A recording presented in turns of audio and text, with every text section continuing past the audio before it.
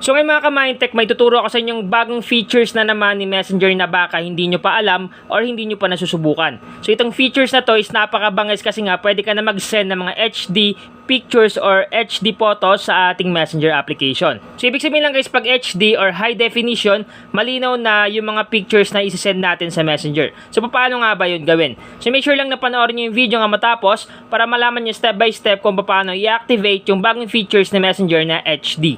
Mga ka-Mindtech, bago tayo magsimula, gusto ko lang magpasalamat una sa Panginoon at sa inyong lahat, lalong-lalo na sa mga bashers natin, salamat pa rin kahit papano, at salamat sa mga solid at hindi solid na sumusuporta sa ating YouTube channel.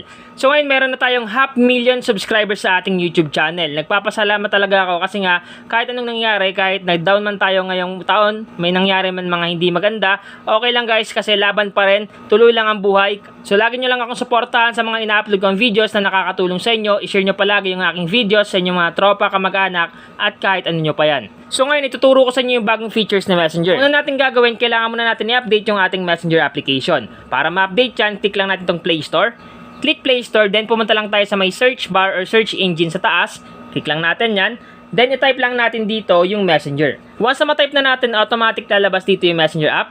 Once na hindi pa updated, i-click nyo lang yung update dyan para pag may mga bagong features sa Messenger, automatic magkakaroon ang inyong Messenger application sa inyong device. Ngayon naman, halimbawa, nag-update na kayo, tapos hindi naman lumabas itong features, huwag kayo mag-alala kasi nga, i-update nyo ulit sa susunod na update. Kasi ganun talaga, hindi naman automatic meron kagad ang inyong Messenger application. It takes time guys, dapat lagi lang updated. So once na ma-update nyo na ang inyong Messenger application, open lang natin, click open. Automatic mareredirect tayo sa ating Messenger account. Ngayon ang una natin gagawin, pumili lang tayo dyan ng mga kaibigan natin dito sa Messenger para mag-send tayo ng photos. For example, click lang natin to. Ngayon, pag mag-send ka ng photos, di ba pumupunta ka sa may baba, yung parang photo na logo dyan. So, i-click lang natin yan.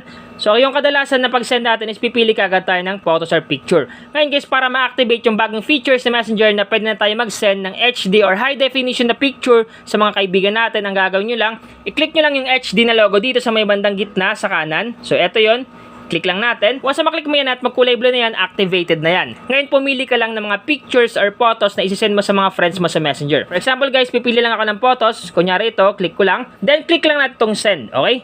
So, once na maklik mo yung send, antayin mo lang na mag-send yung inyong sinend na picture sa inyong kaibigan sa Messenger. So, antayin nyo lang. So, yan, sent na.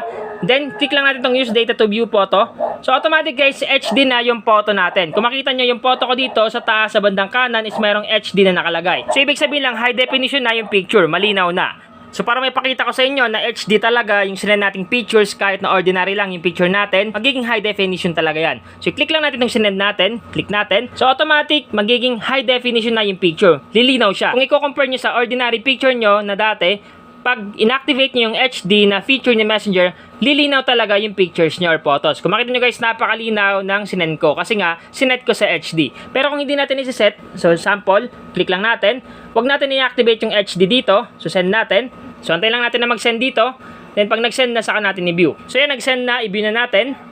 So ito yung ating original na photo dito. So click natin. Kung mapapansin nyo guys, malinaw naman siya pero hindi masyado. Wala siyang HD na nakalagay kasi nga hindi natin in-activate. Pero kung inactivate nyo yung HD na feature ni Messenger, so eto na yung sa taas, yung HD na logo sa bandang kanan sa taas, automatic guys, napakalinaw na ng ating pictures. Napakalupit talaga ng bagong update nila kasi nga, lilinaw talaga yung mga simpleng pictures natin, yung mga ordinary photos sa ating Messenger. Sana na-update kayo mga ka-Mindtech sa simpleng update ni Messenger ngayong 2024. Sana nakatulong itong vlog ko ngayon. I-share nyo sa inyong mga kaibigan, tropa, kamag-anak at kahit ano mo pa yan para malaman din nila yung bagong features ni Messenger. Once again na Mindtech PH, thank you and God bless all.